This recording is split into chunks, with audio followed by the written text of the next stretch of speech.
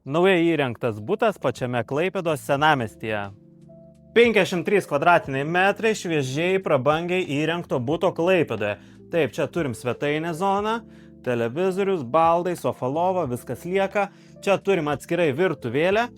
Virtuvėlę galima su tokia stiklinė pertvara užsidaryti ir bus atskira patalpa. Viskas labai gražiai šviesiai įrengta. Vaizdas pro langą į Turgaus gatvę. Iš svetainės turim išėjimą į balkoniuką. Šitą pusę buto į triukšmingesnę gatvę, bet nuo triukšmo taip pat apsaugo 3 paketų langai. Taip, su tokiais ornamentais puoštą turėsime balkoną. Turgaus gatvę, tenai turim teatro aikštę su tokiais nuostabiais vaizdais. Galėsite lydėti saulę, klausytis koncertų. Kavinės, barai, viskas pasiekiama ranka. Bet, kaip užsidarai balkoną, iš tikrųjų triukšmas visai ir nesigirdi. Taip, ir abu miegamieji į ramesnę buto pusę, tai yra į vidinį kiemą.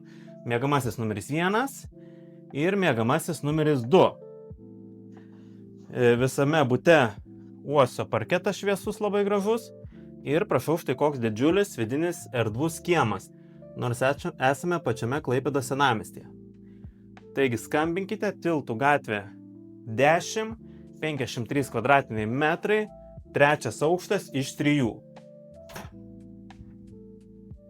Skambinkite!